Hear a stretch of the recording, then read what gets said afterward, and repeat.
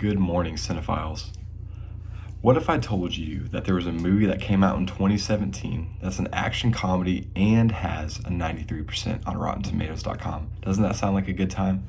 Well, it's undeniable that the quality of superhero movies has taken a cinematic nosedive in the past 5 years. Fans are in desperate need of a quality, witty, and entertaining Marvel movie from start to finish.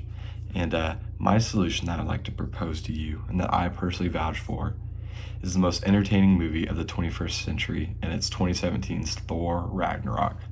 Thor Ragnarok is largely considered one of the funniest Marvel films, even above titles like Guardians of the Galaxy or even some of the early Iron Man films. It's grossed a total of $853.98 million worldwide. A lot of fans. It has a star-studded cast that's unique to Marvel films.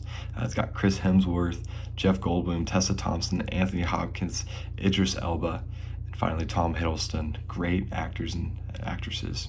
And personally, I've seen this film over 15 times, and I still laugh from minute one in the cage all the way to the final scene.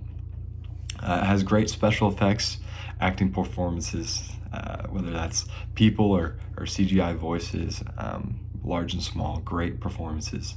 And it plays a pivotal role in setting up Avengers Infinity War and Endgame, probably the two most famous installments of the Marvel franchise. And so I greatly appreciate the opportunity to present my favorite movie to you. I understand and respect your vast understanding of film, and I hope to have a respect for your time today. With that, I want to dive into a few counterpoints.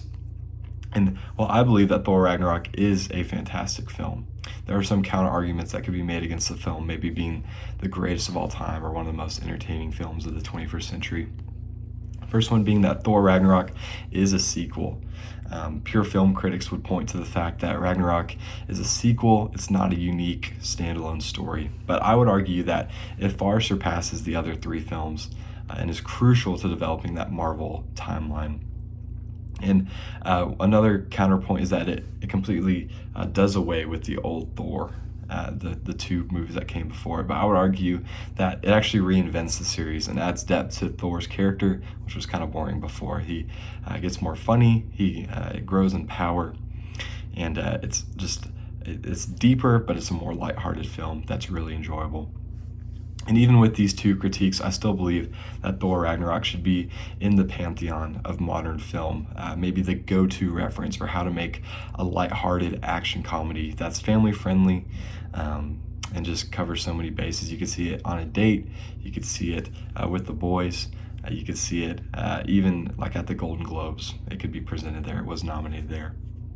And so if you're interested in this film, I would point you to go directly to disneyplus.com, where you can view the film ad-free.